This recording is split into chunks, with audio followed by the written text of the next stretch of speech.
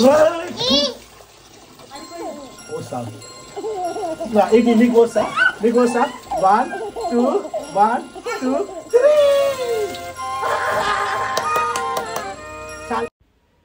Hi అండి అందరికీ, welcome back to our channel ranch world. ఇది నా బేబీ ఛానల్. అసలు ఈ ఛానల్ ఎందుకు స్టార్ట్ చేశానో నేను మళ్ళీ ఇంకో వీడియోలో చెప్తాను. కానీ ఈరోజు మాట్లాడుకోవాలనుకుంది మేము ఇండియా ఎందుకు వచ్చామనేది థంబ్నెయిల్. సో అదే మాట్లాడాలనుకుంటున్నాను. అసలు మేము ఇండియా ఎందుకు వచ్చాం? మేము 4 months బ్యాకే ఇండియా వచ్చామండి. సో 4 monthsలోనే నేను మళ్ళీ ఇండియా ఎందుకు వచ్చాను, ఆ రీజన్స్ చాలామంది తెలుసుకోవాలనుకుంటున్నారు. నా చుట్టూ ఉన్న వాళ్ళు, నా ఫ్రెండ్స్, రిలేటివ్స్ చాలామంది అసలు ఎందుకు వచ్చారు మళ్ళీ వీళ్ళు ఇండియా అని. సో నేను అది మీతో ఇప్పుడు మాట్లాడాలనుకుంటున్నాను. ఇండియా రావడానికి చాలా రీజన్స్ ఉన్నాయి, కానీ నేను ఇప్పుడు 3 reasons మెయిన్ కేటగిరీగా తీసుకొని మాట్లాడాలనుకుంటున్నాను. ఫస్ట్ రీజన్, అసలు మేము ఈ డెసిషన్ ఎందుకు తీసుకున్నాం, ఫస్ట్ పాయింట్. తర్వాత అసలు అబ్రాడ్లో నా కొడుకు పెరిగేటప్పుడు మేము ఏం ఛాలెంజెస్ ఫేస్ చేస్తున్నాం. తర్వాత మేము ఇండియా వచ్చాక నా బేబీ హ్యాపీగా ఉన్నాడా లేదా, అంటే కంపారిజన్ ఆఫ్ అబ్రాడ్లో కంపేర్ చేస్తే అక్కడ హ్యాపీగా ఉన్నాడా, ఇక్కడ హ్యాపీగా ఉన్నాడా నేను చెప్పాలనుకుంటున్నాను. సో ఇప్పుడు నేను ఫస్ట్ పాయింట్ మాట్లాడితే అసలు మేము ఈ డెసిషన్ ఎందుకు తీసుకున్నాం మీకు చెప్పాలి అంటే, నా కొడుక్కి 16 నెలలు, ఇప్పుడు 16 months ఓల్డ్ బేబీ. నేను జాబ్ చేస్తా, మా హస్బెండ్ కూడా జాబ్ చేస్తాడు. సో మేము జాబ్ చేసేటప్పుడు రాంచ్ని మేనేజ్ చేయడం చాలా కష్టం అయ్యేది. సో నేను బేబీ టేక్ కేరర్ కానీ, నా ఫ్రెండ్ కానీ ఎవరి దగ్గర ఒక దగ్గర పెట్టి పే చేసేదాన్ని వాళ్ళకి. సో బట్ స్టిల్ మేము బేబీని మిస్ అయ్యేవాళ్ళం, బేబీ కూడా మమ్మల్ని మిస్ అయ్యేవాడు.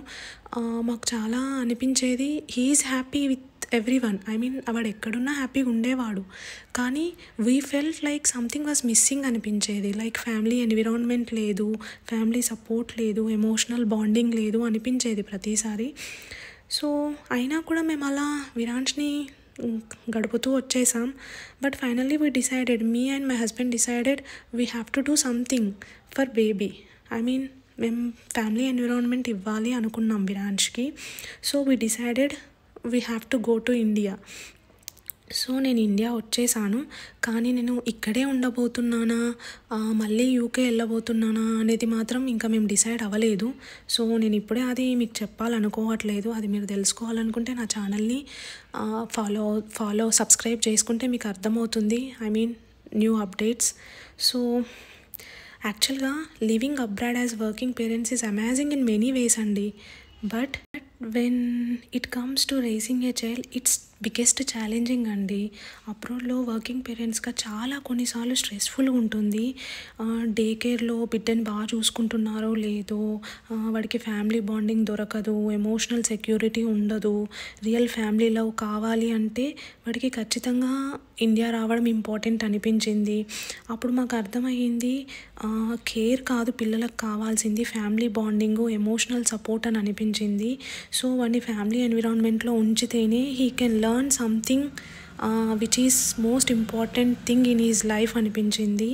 సో ఇప్పుడు ఇండియాకి వచ్చిన తర్వాత 2 weeks తర్వాత చాలా పెద్ద చేంజ్ చూసాం విరాంచ్లో. ఐ మీన్ గ్రాండ్ పేరెంట్స్తో, కజిన్స్తో, రిలేటివ్స్తో, నైబర్స్తో he is getting so much emotional support. So చాలా హ్యాపీగా ఉన్నాడు ఈ 2 వారాల్లోనే. సో కానీ ఇప్పుడు అందరి మైండ్లో ఉన్న క్వశ్చన్ ఏంటంటే, నేను పర్మనెంట్గా మూవ్ అయ్యానా లేక టెంపరీగా మూవ్ అయ్యానా? మీరేమనుకుంటున్నారో నాకు తెలియాలి. ఇది లాంగ్ టర్మ్ మూవా లేకపోతే షార్ట్ టర్మ్ మూవా అని. ఇది తెలుసుకోవాలనుకుంటే మాత్రం stay tuned my channel. So ఇప్పుడు నేను మీ నుండి ఒక ప్రశ్న అడగాలనుకుంటున్నాను. మీరు కూడా అబ్రాడ్లో పిల్లల్ని పెంచే పరిస్థితిలో ఉంటే ఫ్యామిలీ సపోర్ట్ లేదా డే కేర్ సపోర్ట్ ఏది బెస్ట్ అనుకుంటున్నారు? మీ అభిప్రాయాలను కమెంట్ చేసి పంచుకోండి నాతో. అండ్ మా ఛానల్లో కొత్తగా చేరిన వారికి లైక్, షేర్, సబ్స్క్రైబ్ చేయడం మర్చిపోకండి. మా ప్రయాణం గురించి మరిన్ని అప్డేట్స్ మీతో పంచుకోవడానికి సంతోషంగా ఉన్నాం. Stay tuned and keep watching because this story is just getting started. Thank you so much for supporting us. So ఇది నా అభిప్రాయం. ఐ మీన్ లైక్ బేబీ నేను చాలాసార్లు చూసానండి, బేబీస్ అబ్రాడ్లో పెరిగే వాళ్ళు చాలా ఎలోన్గా పెరుగుతారు.